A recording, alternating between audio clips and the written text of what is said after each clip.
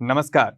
आप देख रहे हैं हॉर्नबिल टीवी। छत्तीसगढ़ की खबरों के हिंदी बुलेटिन हमर छत्तीसगढ़ में मैं अनुज आपका स्वागत करता हूं। आइए सबसे पहले नजर डालते हैं आज की सुर्खियों पर। मुख्यमंत्री विष्णुदेव साय की अध्यक्षता में राज्य मंत्रिपरिषद की अहम बैठक हुई संपन्न। शिक्षा, उद्योग, कला, खेल और पर्यटन से जुड़े कई महत्वपूर्ण प्रस्तावों को मिली मंजूरी।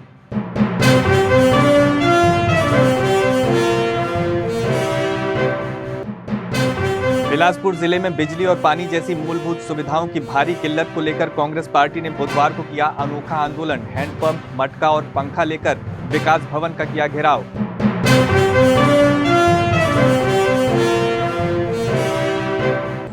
सरगुजा जिले के रनपुर खुर्द गांव में वन भूमि पर बसे 41 परिवारों को वन विभाग द्वारा जारी किया गया नोटिस। 41 परिवारों पर मंडरा रहा विस्थापन का खतरा।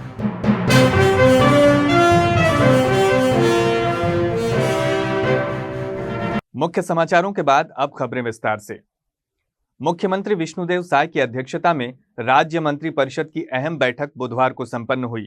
बैठक में शिक्षा, उद्योग, कला, खेल और पर्यटन जैसे कई महत्वपूर्ण प्रस्तावों को मंजूरी दी गई।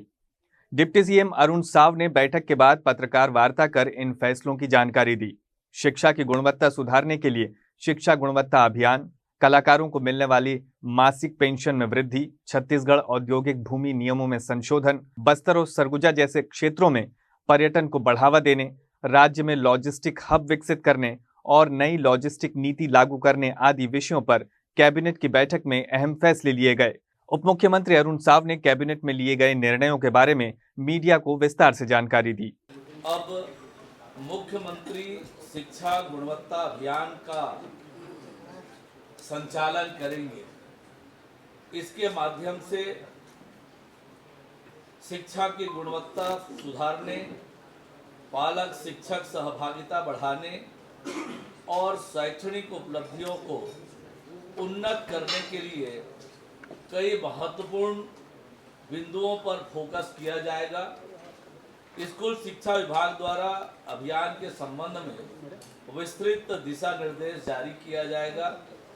अभियान के तहत विद्यालयों का सामाजिक अंकेक्षण कर गुणवत्ता के आधार पर ग्रेडिंग की जाएगी। कमजोर शालाओं की नियमित मॉनिटरिंग विभिन्न विभागों के अधिकारियों और जनप्रतिनिधियों के माध्यम से सुनिश्चित की जाएगी। मॉडल शालाओं का चयन कर कमजोर शालाओं के शिक्षकों को वहां शैक्षणिक भ्रमण कराया जाएगा। पालक शिक्षक बैठकों पीटीएम के माध्यम से अभिभावकों की सक्रिय भागीदारी सुनिश्चित की जाएगी। विद्यार्थियों की शैक्षणिक उपलब्धियों में वृद्धि के लिए कक्षा शिक्षण प्रक्रियाओं में भी सुधार किया जाएगा। ये एक बड़ा निर्णय आज मंत्रिपरिषद ने लिया है। साथ ही एक और बड़ा निर्णय कला और साहित्य के क्षेत्र में काम करने वाले जो लोग हैं, जो अर्थाभाव में ग्रस्त है, ऐसे कलाकारों को प्रोत्साहन देने के लिए, राहत देने के लिए आज एक बड़ा निर्णय सरकार ने लिया है, जिसके माध्यम से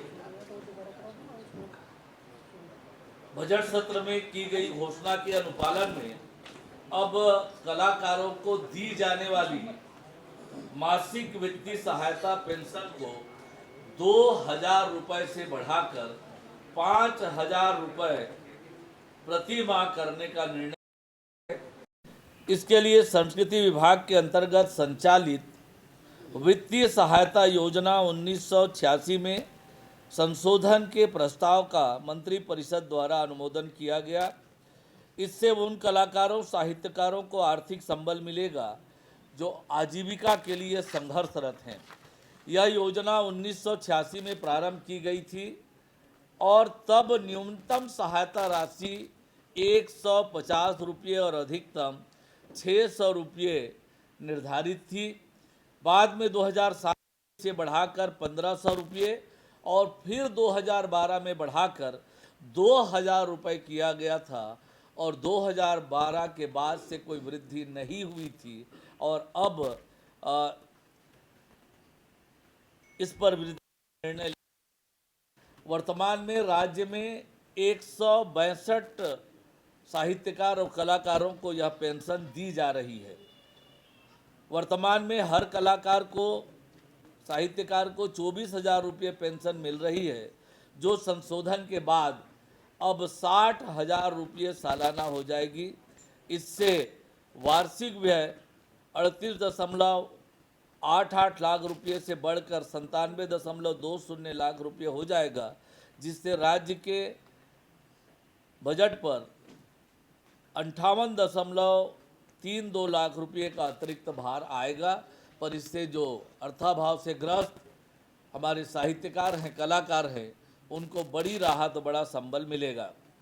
मंत्रिपरिषद द्वारा एक और ऐतिहासिक निर्णय आज लिया है, जो हम पारदर्शिता बढ़ाने की दिशा में जो लगातार काम कर रहे हैं, उसी को आगे बढ़ाते हुए आज छत्तीसगढ़ औद्योगिक भूमि एवं भवन प्रबंधन नियम 2015 में संशोधन करने का निर्णय किया। इसके माध्यम से अब औद्योगिक क्षेत्रों, लैंड बैंक तथा अन्य भूमि खंडों के आवंटन की प्रक्रिया में और अधिक स्पष्टता और पारदर्शिता आएगी।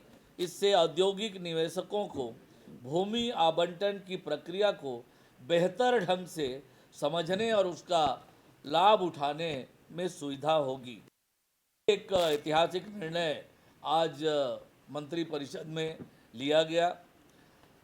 जैसा कि आपको पता है कि हमारी सरकार ने औद्योगिक नीति 2020-30 लागू की है और लगातार अभी इन्वेस्टर्स मीट का आयोजन सरकार ने किया है। माननीय मुख्यमंत्री विष्णुदेव साय जी लगातार अलग अलग प्रमुख शहरों में जाकर इन्वेस्टर मीट कर रहे हैं और अब जब एक वातावरण बना है इन्वेस्टमेंट का, बड़े पैमाने पर MOU हो रहे हैं, ऐसे में थोड़ा और हमने अपने औद्योगिक नीति में परिवर्तन करने का, संशोधन करने का निर्णय किया है, जिसे आज मंत्रिपरिषद ने अनुमोदित किया है। इसके माध्यम से युवाओं को रोजगार का अवसर बढ़ेगा। नई नीति के तहत जिन कंपनियों में छत्तीसगढ़ के लोगों को नौकरी मिलेगी, उन्हें सरकार की तरफ से अनुदान मिलेगा। हाईटेक खेती को बढ़ावा, अब हाइड्रोपोनिक, एयरोपोनिक, आधुनिक खेती को बढ़ावा मिलेगा। किसानों को नई तकनीक जैसे ऑटोमेशन, इंटरनेट ऑफ थिंग्स का फायदा मिलेगा। साथ ही युवाओं के लिए ट्रेनिंग और खेल कूद की सुविधाएं बढ़ेगी।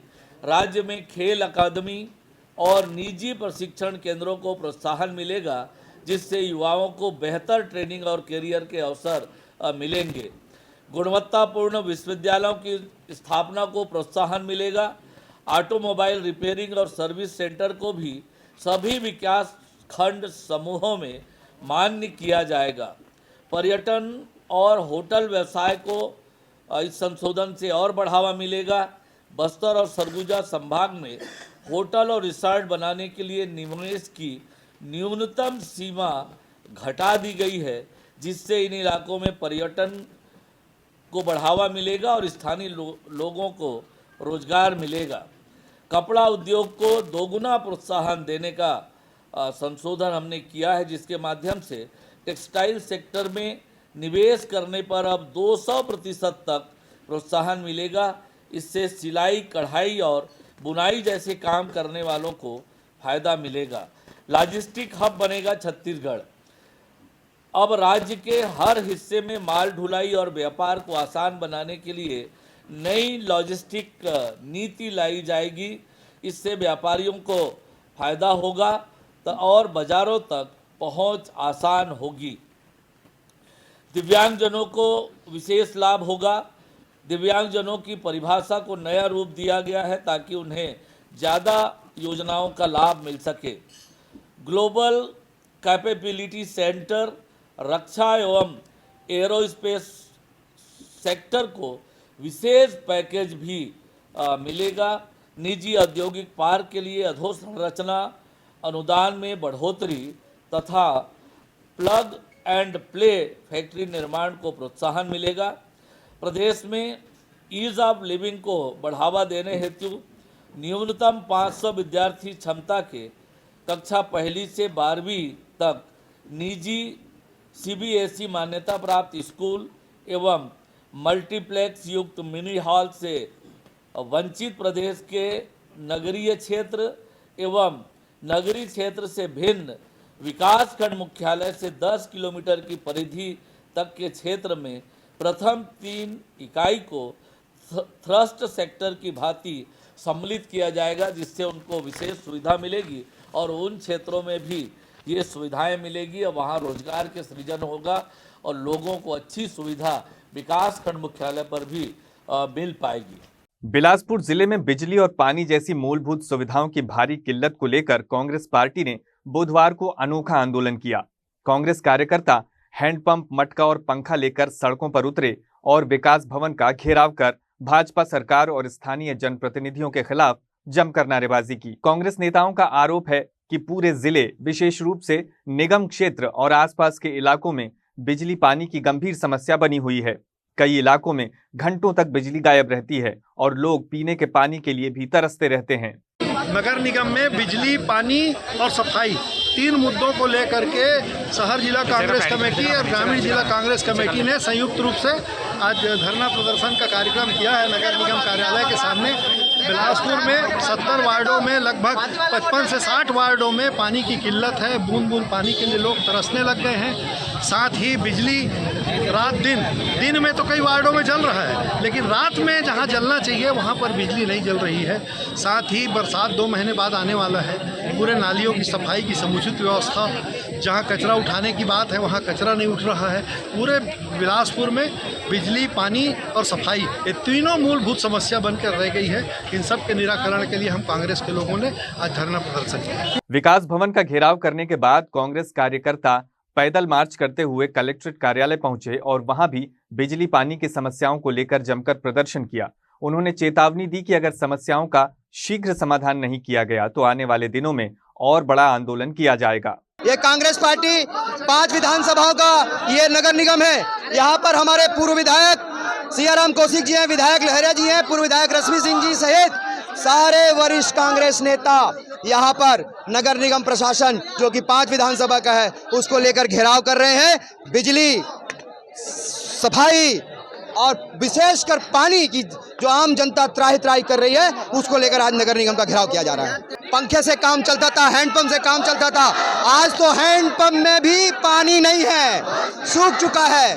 हम पीने का पानी नहीं दे पा रहे हैं, जबकि इस प्रदेश में पौने 2 साल से भारतीय जनता पार्टी की सरकार है। महामाया पहाड़ के बाद अब सरगुजा जिले के रनपुर खुर्द गांव के चोरका कछार मोहल्ले में वन भूमि पर बसे 41 परिवारों को वन विभाग द्वारा नोटिस जारी किया गया है। विभाग ने सभी परिवारों को जमीन से जुड़े दस्तावेज प्रस्तुत करने को कहा है, जिससे लोग दहशत में हैं और अपना घर टूटने के डर से परेशान हैं। इस वक्त मैं अंबिकापुर के रनपुर खुर्द के चोरका कछार में मौजूद हूँ। यहाँ पर वन विभाग के टीम ने 40-41 घरों को नोटिस जारी किया गया है कि अपने वैध दस्तावेज वन विभाग में अपनी वैध दस्तावेज दें। यहाँ के लोगों से बात करेंगे कि किस तरीके से लोग परेशान हैं और क्या क्या सोच रहे हैं। क्या नाम है आपका? मेरा नाम संजीदा खातून है। बहुत सोच है, बहुत पूरे बच्चे रो रहे थे। जब जिस दिन नोटिस आई उस दिन बच्चे खाना पानी सब त्याग दिए।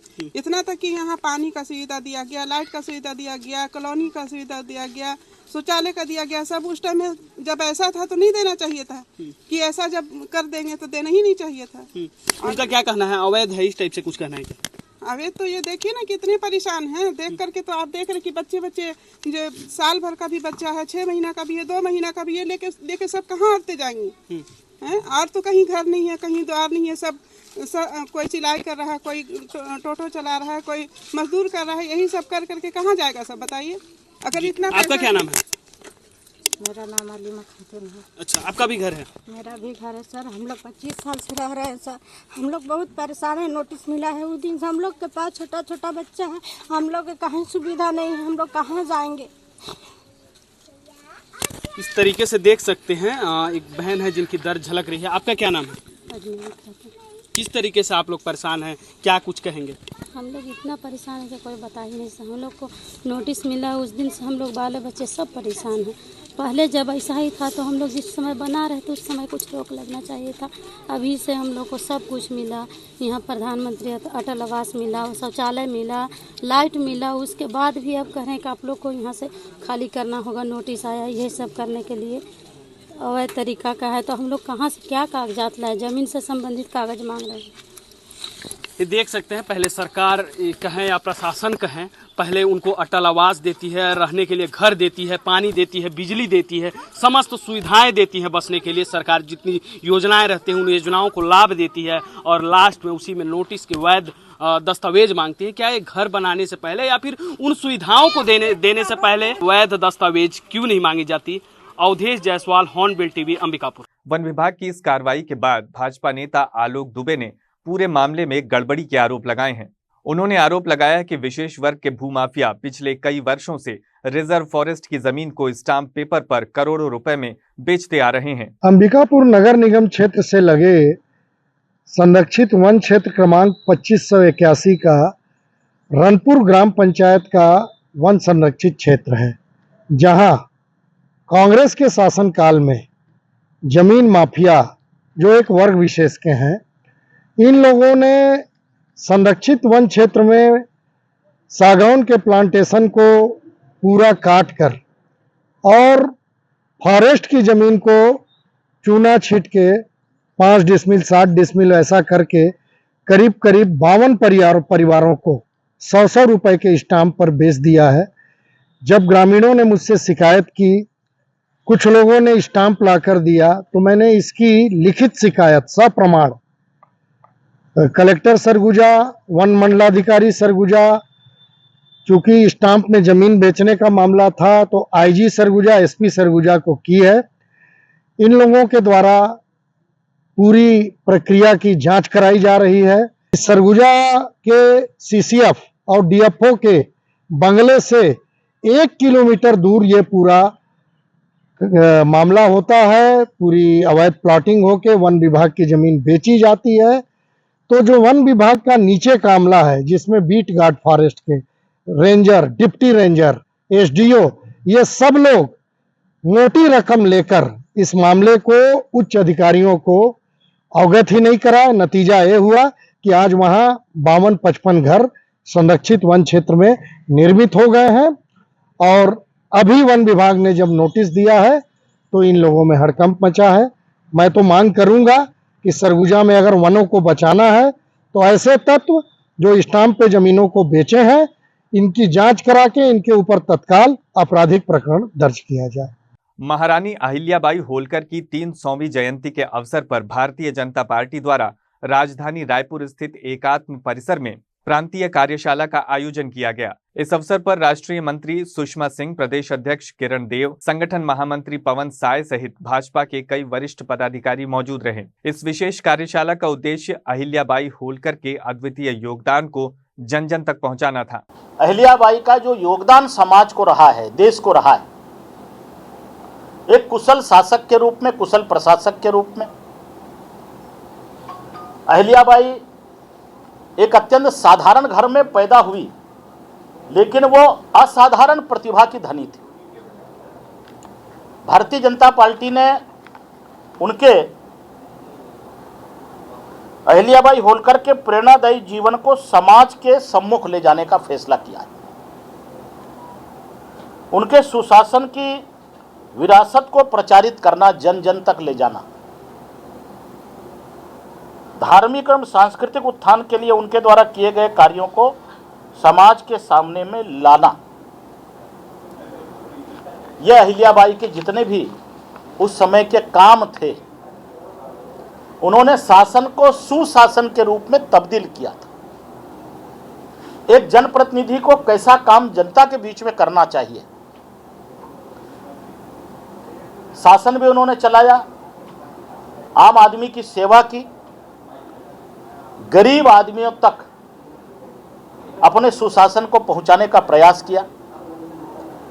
और उन्होंने धार्मिक क्षेत्र में भी, चाहे वो केदारनाथ के मंदिर का पुनरुद्धार हो, सोमनाथ के मंदिर का हो, काशी विश्वनाथ के मंदिर का हो, और अनेक धार्मिक स्थलों का पुनरुद्धार अहिल्याबाई के जीवन का महत्वपूर्ण अंग रहा है। उनके समग्र जीवन को, जो समाज के लिए और विशेषकर महिलाओं के लिए प्रेरणादायी है, उसको हम नीचे तक ले जाना। पिछले 57 साल के कांग्रेस के सरकार के कार्यकाल में इतिहास को तोड़ मरोड़ कर इस देश के अंदर में प्रस्तुत किया गया। लेकिन हम चाहते हैं कि जिनका भी योगदान इस देश के अंदर में रहा, समाज के अंदर में रहा, आज की पीढ़ी को और आने वाली पीढ़ी को उनकी समुचित जानकारी हो, सही जानकारी हो। हमारी कार्यशाला अब कुछ ही समय में प्रारंभ होगी। अलग अलग विषयों पर हमारे वक्ता मार्गदर्शन करेंगे। 16, 17 और 18 मई को जिलों में हमारी कार्यशाला होने वाली है। उसके बाद मंडलों में हम इस विषय को लेकर के परिचर्चा व गोष्ठी का भी आयोजन करने वाले हैं। भारतीय जनता पार्टी सिर्फ भारतीय जनता पार्टी के कार्यकर्ताओं को उसमें आमंत्रित नहीं करेगी, समाज के सभी वर्ग के लोगों को इस कार्यक्रम में हम आमंत्रित करेंगे। रायगढ़ जिले में थाना लैलूंगा पुलिस और साइबर सेल की संयुक्त टीम ने अंतर्राज्यीय गांजा तस्करों के खिलाफ बड़ी कार्रवाई करते हुए 41 किलो गांजा, 2 कारें और नकद राशि जब्त की है।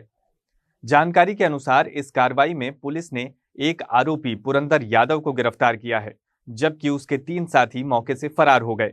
पुलिस ने फरार आरोपियों के नाम उजागर कर उनकी तलाश शुरू कर दी है। साथ ही एक अन्य आरोपी दिनेश यादव, जो पहले से एनडीपीएस एक्ट के मामले में फरार था, उसे भी गिरफ्तार कर लिया गया है। उसके पास से 1,80,000 रुपए नकद और एक कार जब्त की गई है।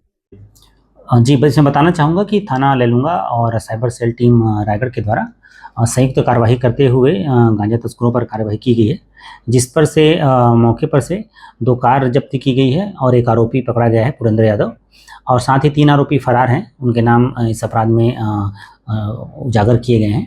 साथ ही मौके पर से 61 किलो गांजा कीमती लगभग 6,10,000 की जब्ती की गई है। और इनकी जो और एक अन्य साथी है दिनेश यादव, जो कि पूर्व में 58/2025 थाना लैलूंगा के मामले में, एनडीपीएस के मामले में फरार चल रहा था, उसे भी 1,80,000 नगद और एक कार के साथ गिरफ्तार किया गया है और उसे भी न्यायिक रिमांड पर भेजा जा रहा है। उस टाइम क्या पता चला था, कहाँ खपा रहे थे? दरअसल ये जो है एक तस्कर गिरोह की तरह काम करता है और उड़ीसा से ला करके सीमावर्ती क्षेत्रों में और जसपुर के आसपास गांव में इनके पहले से सप्लायर्स रहते हैं, उनको दे करके ये गांजा खपाते हैं। कितने गाड़ी में लेके आ रहे थे? अभी हमने पकड़ा है 2 कार में लेकर आ रहे थे, जिसमें से 2 कारों को जब्त किया गया है और 3 आरोपी फरार हैं, 1 आरोपी को। दुर्ग जिले में पुलिस अब केवल अपराध नियंत्रण तक सीमित नहीं रहेगी, बल्कि सड़क दुर्घटनाओं और अन्य आपातकालीन स्थितियों में पीड़ितों को तुरंत प्राथमिक उपचार भी उपलब्ध कराएगी। इसी उद्देश्य से दुर्ग पुलिस कंट्रोल रूम में डायल 112 और पुलिस पेट्रोलिंग स्टाफ के लिए एक विशेष कार्यशाला का आयोजन किया गया। इस कार्यशाला में पुलिस कर्मियों को प्राथमिक उपचार के लिए प्रशिक्षित किया गया, ताकि किसी भी आपात स्थिति में घायल को मौके पर ही जरूरी मदद मिल सके। ये पुलिस नियंत्रण कक्ष सेक्टर 6 भिलाई में आज जो दुर्ग जिले के समस्त जो डायल 112 के वाहन हैं, उनके जो स्टाफ हैं जो उसमें कार्यरत हैं, साथ ही साथ जो थाना स्तर पर पेट्रोलिंग कार्यरत है, वो उनकी एक कार्यशाला रखी गई थी। और कार्यशाला का विषय ऐसा था कि जो दुर्घटना हो जाती है, रोड एक्सीडेंट्स होते हैं, उसमें रिस्पॉन्स करने वाले व्यक्तियों में ये डायल 112 के लोग पहले होते हैं और थाने की पेट्रोलिंग। तो किसी भी दुर्घटना में जो घायल व्यक्ति है उसको किस तरीके से मतलब उसको हमको उपचार पहुंचाना है या उसको रिस्पॉन्स करना है, उसके संबंध में इसमें कार्यशाला रखी गई थी। सभी वाहनों में फर्स्ट एड बॉक्स भी दिया गया है और उन्हें प्राथमिक उपचार किस प्रकार से करना है जो घायल मरीज है उसका। और यदि CPR देने की कंडीशन आती है किसी दुर्घटना में, तो उन्हें CPR किस प्रकार से देना है इसका डेमो भी करके दिखाया गया। साथ ही उसमें से जो प्रशिक्षण में सम्मिलित कुछ कर्मचारियों से उक्त प्रोसेस को करके भी प्रैक्टिकल करके भी दिखाया गया है। आज के अंक में बस इतना ही। छत्तीसगढ़ की ताजा तरीन खबरों के लिए देखते रहिए हॉर्नबिल टीवी।